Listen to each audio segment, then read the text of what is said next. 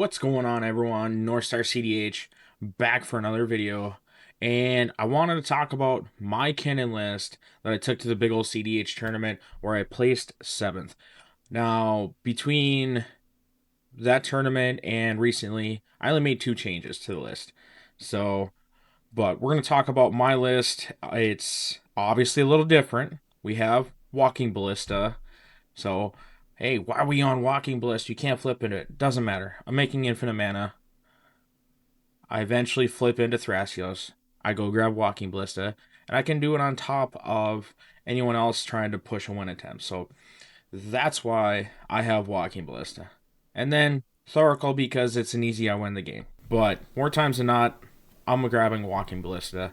So plus the other thing too is like for whatever reason, if Walking Ballista, something happens to Walking Ballista, I still have another win attempt. I don't have to, go around and do the long approach. I can just do the Thoracle if I need to. So it's one of those things that it's just another win attempt and it's easy. But I'm doing Walking Ballista first. If for whatever reason that gets stopped, I still have backup. So that's why it's in there. Obviously, we have a bunch clone effects, Valley Flood Collar for because we have a bunch of rocks. So we have Retraction Helix. It's just another way to make infinite mana. So this is obviously the big theme here is making infinite mana and then presenting a win through however we choose to Walking Ballista, Thoracle, whatever. Hullbreaker Horror. Obviously, this isn't like big flips, but we're still going to do flips because we're generating so much value. Hullbreaker Horror is obviously just because we have all the different rocks and we can present infinite mana there. Consphinx is just value. Sky Turtle.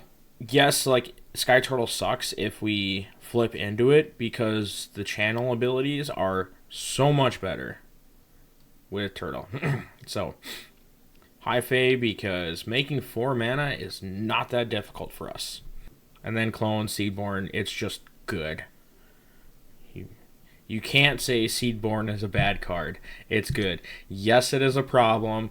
Yes, it's more than likely going to eat a removal spell. I would rather have Seedborn eat a removal spell than my Bloom Tender, than my birds. Something like that. So, that's why it's in here. Some typical stuff that we're used to seeing: Green Sun Finale, Nature's Rhythm, Transmute Artifact. Nothing too crazy here yet. Dramatic Reversal is arguably one that is on the chopping block as far as cuts go. I'm not doing Dramatic Reversal Isochron Scepter, so it's only there for like a value piece. So it's easily one that is on the chopping block of what's going to get cut next. Rift is just good. Born, typical stuff that we're used to seeing here. Sinking Stupor, Misdirection, Commandeer. Just good value pieces. Nothing too out of the ordinary for the artifacts. Obviously, one that we're not seeing here is Soul Cauldron. So the big line of text here is you may spend mana as though a mana of any color to activate abilities of creatures you control. So this means if I have Kinnan and Basalt, I don't need the color pips. I just have Agatha, and I just win. So I don't need to worry about the blue and the green pips for the Kinnan flips if I already have infinite mana and Soul Cauldron. So that's why that's in there, and it's just easier to go off with the infinite mana. Wondering because it's just good value piece. Like we have Seedborn. If by some miracle we're going to this later grindy game, I slam a One Ring, start drawing some cards, and then all of a sudden I slam a Seedborn, like, we're off to the races. So, it's just good value piece. Grim, because we have Hullbreaker Horror, so this is where I said that, we have all these wonderful rocks in here that we can just do Hullbreaker Horror and create infinite mana through there. So that's why we have all these wonderful rocks. Wind Sliver is just to find us a rock. The search for a basic land or artifact card where 99% time going to find an artifact card. So now here's where some stuff that we're not used to seeing. Obviously, fish, copy artifact, Ristic, freed from the real, and Perman's aura. Basically, they're the same thing. Tap enchanted creature, untap enchanted creature. So, if, like I said, we're all about making infinite mana, we have a ton of ways to do it. So, Birds of Paradise, plus Kinnan, plus Freed from the Real. Congratulations, I have infinite colored mana. Perman's Aura, it's a little bit more investing because it's double blue pip, but it is what it is. Tap the Birds of Paradise for double blue, use the 1 blue to untap it.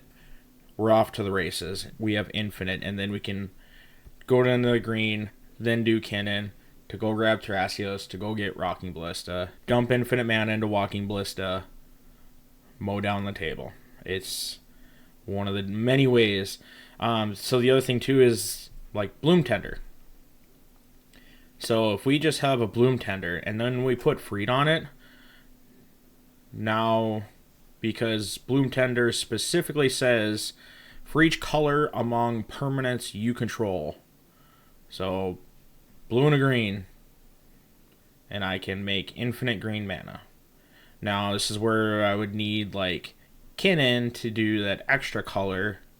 So I'd need the double blue, and I can go off and make infinite mana from there. But we're all about making infinite mana, dumping it into Kinnan, grabbing Thrasios, and winning. So that's why there's a ton of redundancy in here. And as far as lands go, 25, 26 with MDFC, nothing too crazy that we're, out of the ordinary. I would say probably like Hedge Maze, there's not a lot of people that are running Hedge Maze. I like it. There is some instances that we don't have a turn 1 play, but we play Kinnan and then we're just off to the races. Like, we have so many more things to do on our turn 2. So that's where a fetch land into Hedge Maze, there have been times, and it's been fantastic because you get to look at the top card, throw it away if it's useful or not. Rejuvenating Springs has actually been really nice. Yes, I can't search for it, but I don't really care. It's always going to come in untapped.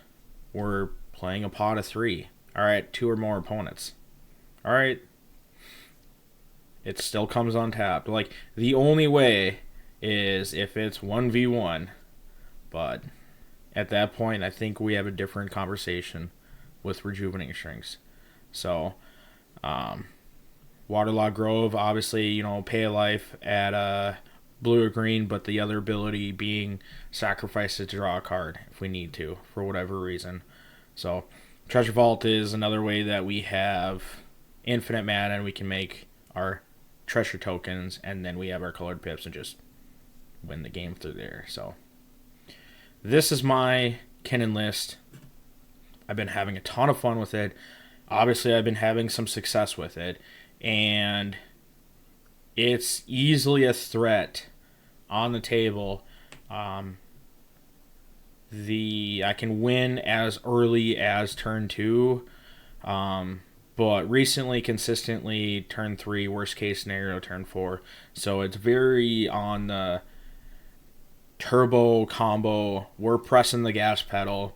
We're keeping up with the Rock Side player, unless the Rock Side player has, the turn 1 Time Twister, turn 1, Wheel of Fortune, and then we're just SOL. But few and far between that, very rarely happens. And I would say,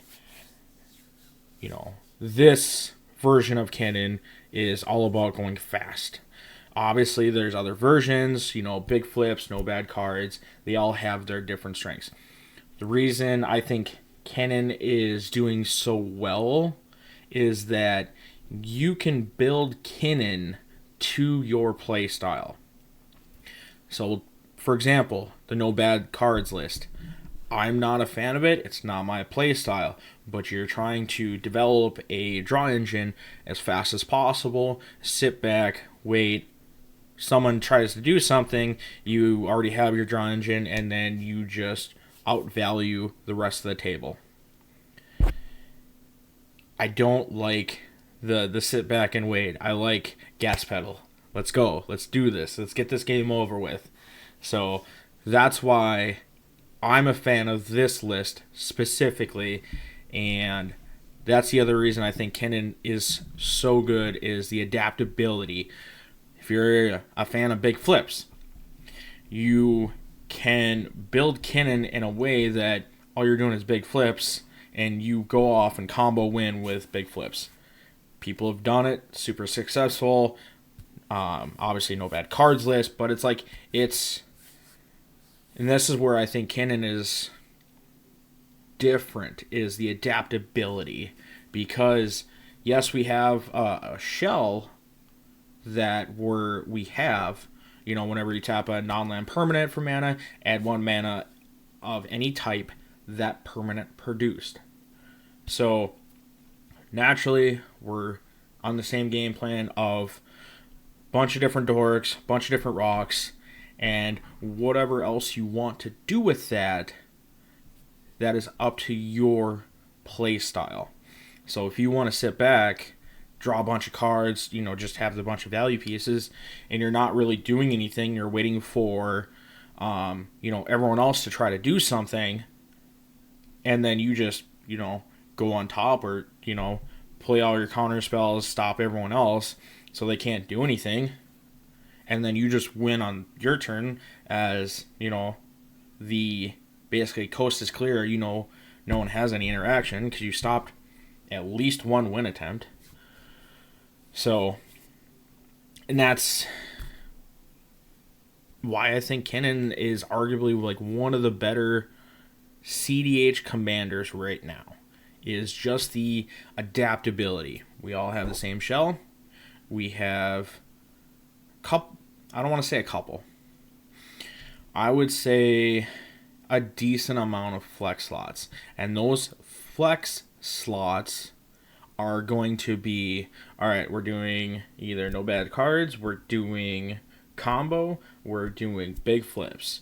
And, we can go in and see the different versions of Kinnan out there. And for the most part, there's the same concept, same idea. But then you have like these different cards based on your personal play style. So, and that's where I believe if you find a commander that suits your play style, and if you also enjoy playing it, I believe you're going to be better than an individual that's just picking up, we'll say blue farm because it's good, and you're playing blue farm, you know how it works, you know where to interact, what to do, what, but you don't really care too much about it. Like, you play it because it's good, and that's about it. I believe that someone that is obviously had more time, more experience, actually enjoys the deck that they're playing, is going to do better than the individual that's, all right, I'm going to pick this up because it's the best deck in the format. So, and I can give multiple examples, couple monolith players that I'll just give a quick shout out. Zeekers has been on Rogthras for what seems like an eternity at this point, and he is arguably the best Rogthras player out there. The other one, Eric, is arguably Mr. Rogsai. His conversion on Rogsai is beyond ridiculous. He can play other decks. He's not as good as he is on Rogsai, but him on Rogsai and him politicking, the way he politics, he's never the threat. He's like, listen, we have a threat over here. We're trying, he's going, this person's going to do this and do this. Yes, I have a wrist stick, but at the same time is like, I need help drawing into the cards to help stop this. We know they have interaction. You have something that we can, help stop, but they have interaction back up. I need help to grab, and it's just the way he politics the table with Rogsai. It is incredibly dangerous. So, but that's where the example of, all right, Rogsai is, easily top 5. The best, it's up for debate. Rog Thras, easy top 5. Is it the best? That's up for debate. Kinnan, easy top 5. Is it the best? I'd argue that, but hey, I'm biased. Blue Farm, is it the best? I don't know. It has the most people playing it right now, but is it the best? Nah. So that's where I believe if you find something that you're passionate about, you find something that you enjoy, you're naturally going to find these different lines, and you're going to find different windows of win conditions, of areas to push, because you enjoy playing it so much. And you naturally just get better and better at it. So find something that you like, find something that you enjoy, and it, everyone's play style is different. So that's the other beautiful thing about all of the CDH meta decks. And, we can tune it to however your play style is. I like to go fast. I am terrible with Rogsai. I don't understand it. I am better on Blue Farm than I am Rogsai. But Eric, for example, he is Mr. Rogsai.